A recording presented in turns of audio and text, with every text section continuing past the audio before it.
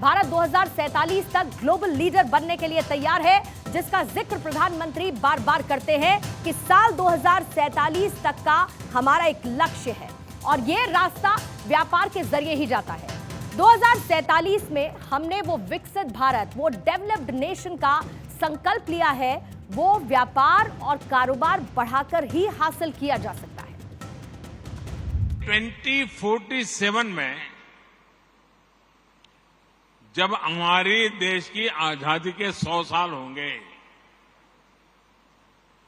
और हम देश को विकसित भारत बनाना चाहते हैं, लेकिन भारत विकसित तभी होगा जब गांव विकसित होगा और इसलिए हर गांव का संकल्प बनना चाहिए कि 2047 के पहले हमें अपना कार्य क्षेत्र गांव होगा, पंचायत होगी, नगर होगा, महानगर होगा, हमें उसे भी डेवलप बनाना है, समस्याओं से मुक्त करना है और इसके लिए छोटे छोटे प्रयास ही बहुत बड़ी असर दिखा सकते हैं।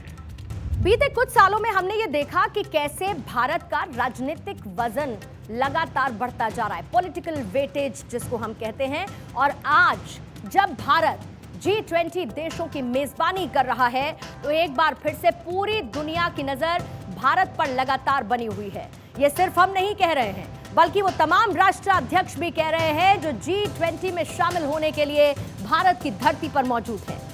G20 को दुनिया के सबसे शक्तिशाली समूहों में से एक माना जाता है और इस समूह की सबसे बड़ी खासियत क्या है ये जानते हैं आप? खासियत ये है कि इसमें अमेरिका, ब्रिटेन जैसे पश्चिमी देश भी हैं, यूरोपियन यूनियन भी है, वहीं चीन और रशिया जैसे देश भी इसमें शामिल हैं।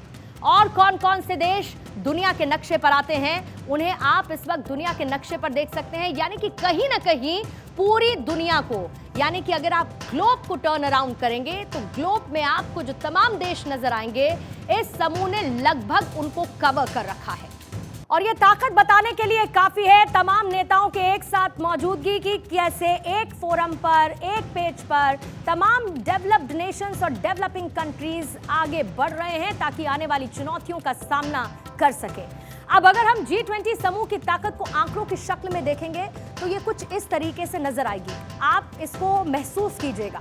G20 देशों को अगर हम मिला दें तो दुनिया की 85% GDP इन्हीं 20 देशों से आती है।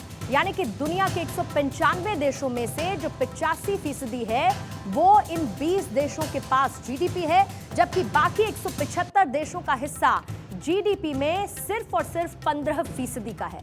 आप ताकत का अनुमान लगाइए इन 20 देशों का जो भारत में है, भारत की धरती पर हैं और भारत कर रहा है G20 की मेजबानी। ग्लोबल ट्रेड यानी कि व्यापार में G20 देशों की जो पार्टनरशिप है वो 75% है, 85% है।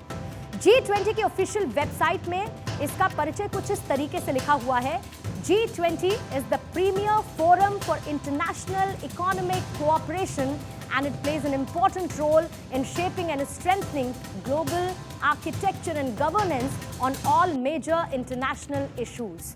इसका अगर आप मतलब समझेंगे तो आप ये समझ पाएंगे कि कैसे पूरी दुनिया भर में ये G20 देश एक बड़ा मुकाम हासिल कर चुके हैं और भारत को आर्थिक तौर पर मजबूती देने के लिए या विश्व को आर्थिक तौर पर मजबूती देने के लिए ये समूह कितना महत्वपूर्ण है। मतलब कि G20 अंतर्राष्ट्रीय आर्थिक सहयोग का एक प्रमुख मंच है और ये सभी प्रमुख अंतर्राष्ट्रीय मुद्दों पर वैश्विक वास्तुकला और शासन को आकार देने, उसको शेप करने के लिए, उसको मजबूत करने में महत्वपूर्ण भूमिका भी निभाते हैं और इसी तरीके से इनका इंट्रोडक्शन दिया गया है इस फोरम को लेकर। भारत की बढ़ती ताकत का अंदाजा आप इस बात से लगाइए कि अमेरिका के राष्ट्रपति जो बाइडेन ने दिल्ली में कदम रखते ही सबसे पहले प्रधानमंत्री मोदी से मुलाकात की। यानी कि वो एयरपोर्ट पर उतरे और उसके बाद होटल नहीं गए आराम करने के लिए, वो सीधे पहुंचे प्रधानमंत्री आवास और प्रधानमंत्री मोदी के साथ उनकी द्विपक्षीय वार्ता हुई और जो तस्वीरें आई वो तस्वीरें भारत और अमेरिका के रिश्तों की एक बड़ी कहानी को आपके सामने रखती हैं। अमेरिकी राष्ट्रपति को रिसीव करने की जिम्मेदारी जनरल वी के सिंह को दी गई थी। हालांकि पूर्व अमेरिकी राष्ट्रपति बराक ओबामा और डोनाल्ड ट्रंप को रिसीव करने के लिए पीएम मोदी प्रोटोकॉल तोड़कर खुद गए थे और वो तस्वीरें भी आपको एक बार रिवाइज करा देते हैं।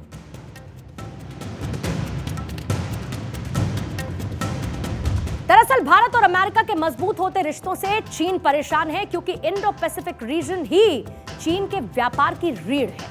इंडो पैसिफिक रीजन से ही चीन का 76% व्यापार होता है और इसी क्षेत्र में भारत अमेरिका की मजबूत पार्टनरशिप चीन की सप्लाई चेन को कभी भी काट सकती है और इसका डर चीन को है और चीन को पता है कि यह मुमकिन भी है, क्योंकि सामने हैं प्रधानमंत्री नरेंद्र मोदी। ये भारत और अमेरिका के मजबूत होते रिश्ते ही हैं कि G20 की मीटिंग में जिनपिंग ने नहीं आने का फैसला किया, लेकिन भारत G20 को दुनिया के अंतिम छोर तक ले जाने के लिए प्रतिबद्ध है। खुद पीएम मोदी ने कहा कि भारत वन अर्थ के जरिए मानव जीवन को बेहतर बनाने, वन फैमिली के जरिए दुनिया के विकास और वन फ्यूचर के जरिए उज्जवल भविष्य की ओर एक साथ बढ़ने के लिए प्रतिबद्ध है।